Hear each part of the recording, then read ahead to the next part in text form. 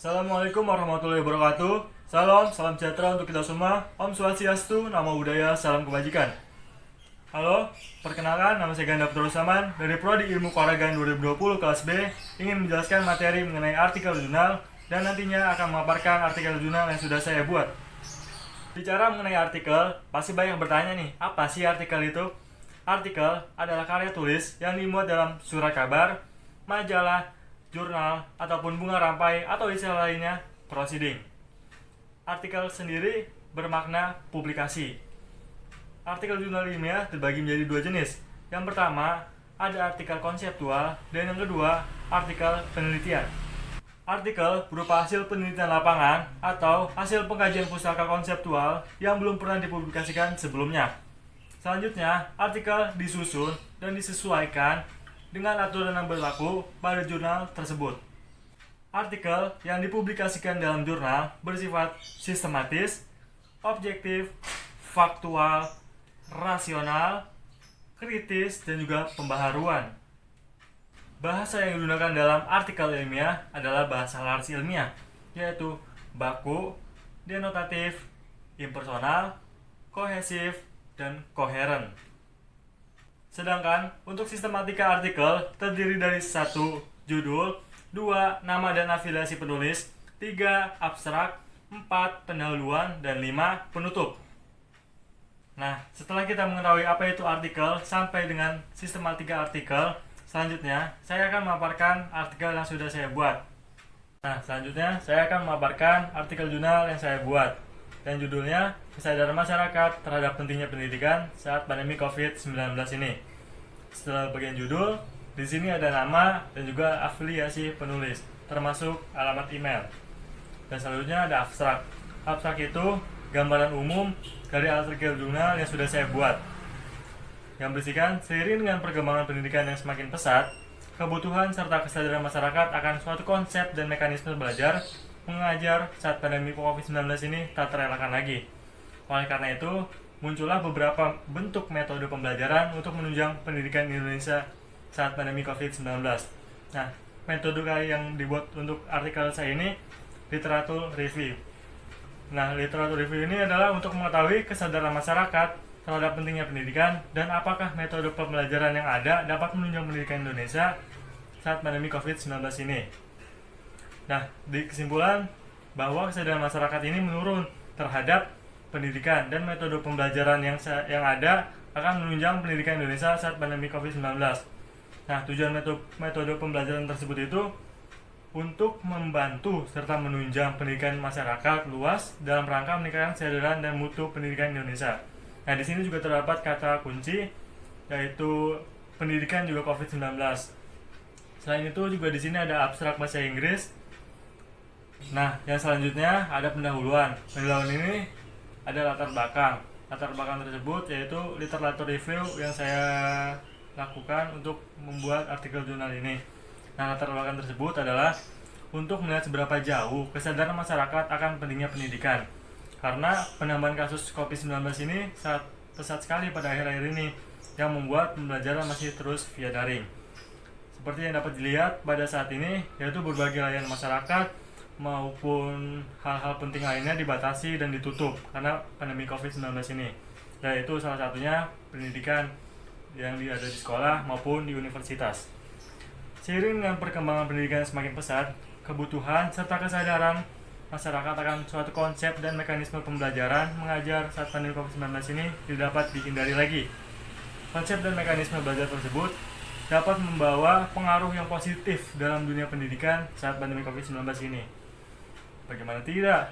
Pendidikan via daring sekarang ini tidak dapat mengembangkan kemampuan dan pengetahuan yang dimiliki pelajar maupun mahasiswa. Waktu yang seharusnya tersedia bagi pengajar, pelajar maupun mahasiswa untuk bertatap muka di kelas itu tidak ada. Di samping itu, proses penyampaian belajar mengajar hampir seluruhnya dilakukan via daring, yang menyebabkan penyampaian bahan ajar tidak dapat dimengerti secara penuh, atau mungkin membuat pelajar dan mahasiswa berkurang kesadarannya akan pentingnya pendidikan. Nah, untuk mengatasi permasalahan tersebut, maka muncullah beberapa sistem pembelajaran yang dapat menunjang pendidikan Indonesia saat pandemi COVID-19 ini.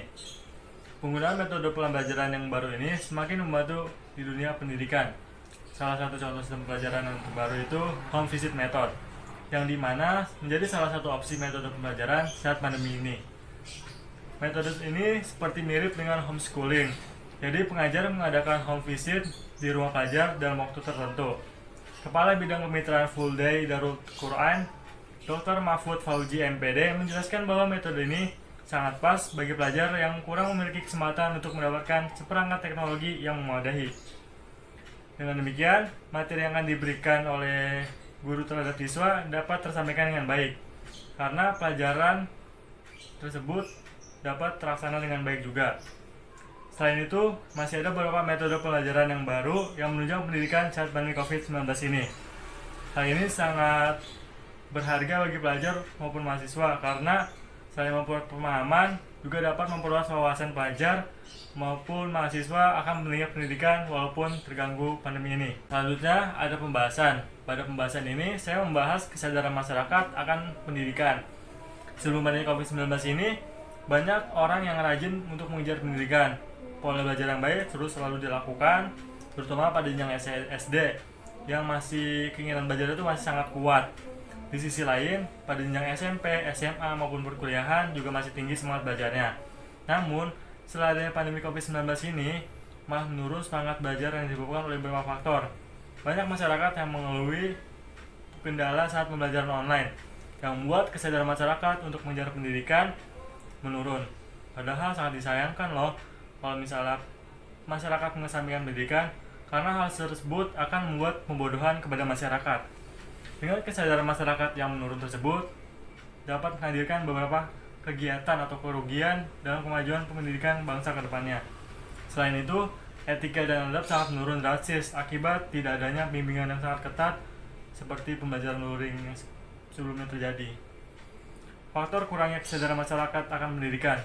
Nah, di sini saya membahas beberapa faktor. Yang pertama ada faktor internal. Nah, faktor internal tersebut ini ada 3 faktor. Yang pertama ada rasa bosan serta malas dalam diri masyarakat. Yang kedua, tidak memiliki bidang di akademis, tidak memiliki minat. Yang ketiga, tidak memiliki gadget atau laptop yang menunjang untuk pembelajaran. Yang kedua itu ada faktor eksternal. Eksternal ini terbagi menjadi 3 lagi. Yang pertama ada beban tugas dan ulangan yang terlalu banyak, tidak menyukai gaya belajar mengajarnya, ataupun satu lagi suasana pembelajaran yang berbeda antara rumah maupun sekolah ataupun universitas. Nah, selanjutnya ada metode pendidikan tepat guna di saat pandemi COVID-19 ini.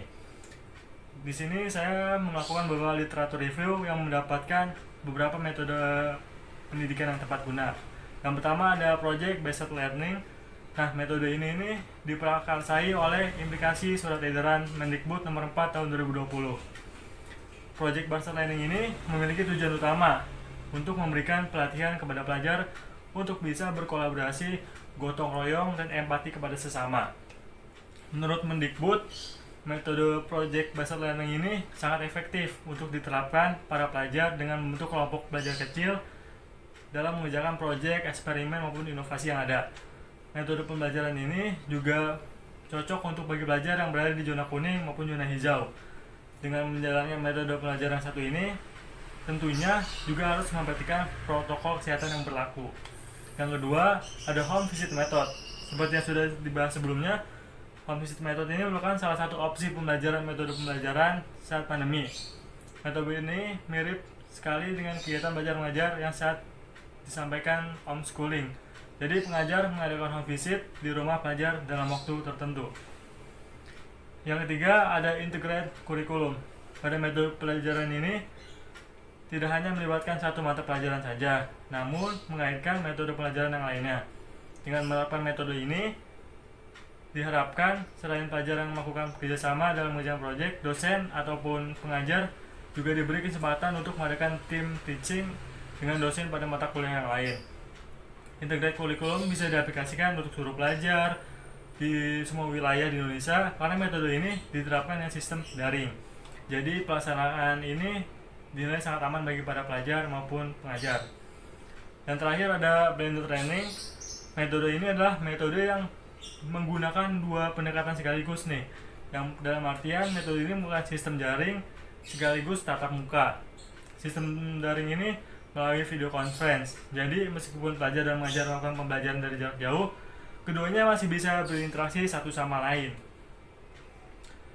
Selanjutnya saya membahas manfaat metode pendidikan tepat guna saat pandemi COVID-19 ini. Metode pembelajaran tepat guna memiliki manfaat.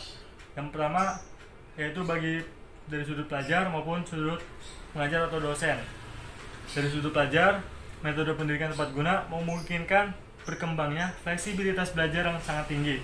Selain itu, membuat kesadaran akan pendidikan kembali meningkat di saat pandemi COVID-19 ini. Lalu, memudahkan pelajar atau mahasiswa dalam menyerap materi yang disampaikan. Untuk dari sudut mengajar atau dosen, metode yang sudah ada ini dapat mengontrol kegiatan pelajar atau mahasiswa dalam mengecek apakah pelajar atau mahasiswa mengerjakan tugas atau ulangan secara jujur dan dapat mudah menyampaikan materi kepada pelajar maupun mahasiswa tersebut. Nah, saya di sini juga mendapatkan hasil penerapan metode tepat guna di beberapa lembaga pendidikan dengan metode literatur review. Pada metode yang pertama yaitu project based learning, saya mendapat hasil yaitu pada masa pandemi ini meningkat dari hasil belajar siswa pada mata pelajaran produk kreatif dan kewirausahaan yaitu kelas 11 TKJ SMA Hidayatus Sholihin yaitu sebagai berikut.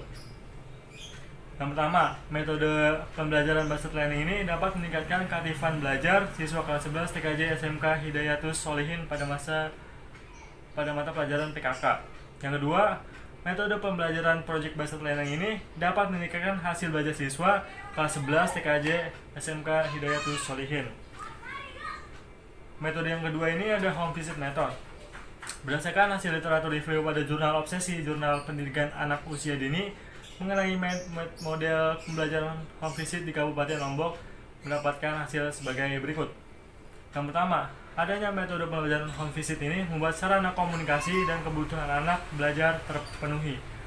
Yang kedua, penugasan dalam home visit mampu sebagai pengontrol dalam mengetahui aktivitas anak selama proses pembelajaran. Yang ketiga, ada metode pembelajaran integrated kurikulum. Berdasarkan hasil literatur review pada artikel jurnal mengenai model pembelajaran integrated kurikulum dapat disimpulkan berbagai berikut.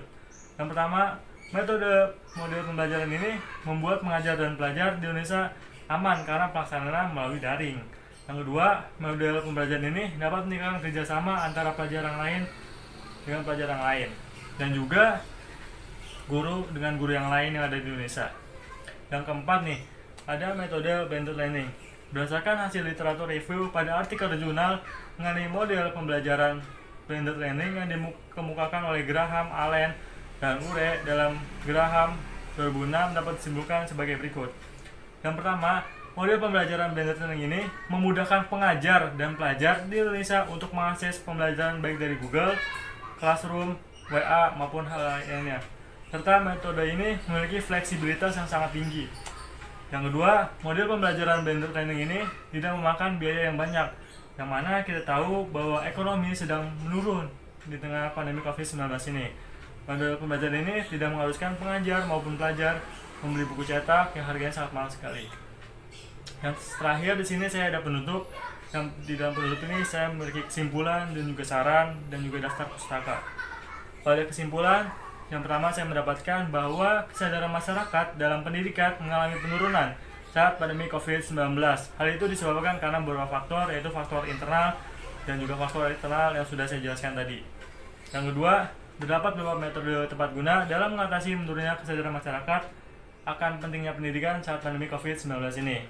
Yang ketiga, ada pemanfaatan metode tepat guna dalam pendidikan akan meningkatkan kesadaran masyarakat dan hasilnya khususnya bagi pelajar dan juga mahasiswa. Selanjutnya ada saran. Saya memiliki beberapa saran. Yang pertama, sebaiknya pemerintah ini tidak mengabaikan permasalahan di dunia pendidikan saat pandemi COVID-19 ini, agar masyarakat Indonesia tidak kehilangan kesadaran akan pentingnya suatu pendidikan. Yang kedua, untuk pelajar maupun mahasiswa agar terus semangat dalam hal pendidikan walaupun di tengah keterbatasan ini di tengah pandemi COVID-19. Yang ketiga, agar metode tepat guna yang tadi saya sampaikan segera diberlakukan di lebih banyak daerah untuk menunjang pendidikan maupun akhlak serta etika masyarakat Indonesia yang mengalami kemerosotan saat pandemi COVID-19 ini. Nah, di sini juga terdapat daftar pusaka sebagai berikut. Yang pertama ada Dwianto Heri, SSMPD 2020 mengenai menyiapkan pembelajaran dalam memasuki new normal blended training diakses pada tanggal 7 Desember 2020 dari file sebagai berikut. Dan selanjutnya ada implementasi pendidikan berkarakter pada masa pandemi COVID-19 dari file sebagai berikut. Dan selanjutnya ada Kirjan Nahdi, Sandi Ramdhani, Riana Rizky Luyatin, dan Yul Alfian Hadi 2020 tentang implementasi pembelajaran pada masa lockdown bagi lembaga PAUD di Kabupaten Lombok Timur. Jurnal Obsesi, Jurnal Pendidikan Anak Usia Dini, halaman 177 sampai 186 yang diakses dari file sebagai berikut. Dan selanjutnya ada Ahmad Sahal, Fuadi, dan M. Mukson 2020 mengenai penerapan model pembelajaran Problem Based Learning atau PBL pada masa pandemi COVID-19 ini dalam meningkatkan aktivitas dan hasil belajar siswa pada mata pelajaran produk kreatif dan kewirausahaan yang diakses dari file sebagai berikut. Nah, yang terakhir ada dari Suharyanto dan Adele BL Mailangkai 2016 tentang penerapan e-learning sebagai alat bantu mengajar dalam dunia pendidikan yang diakses dari file sebagai berikut. Sekian presentasi artikel jurnal yang saya buat. Terima kasih. Wassalamualaikum warahmatullahi wabarakatuh.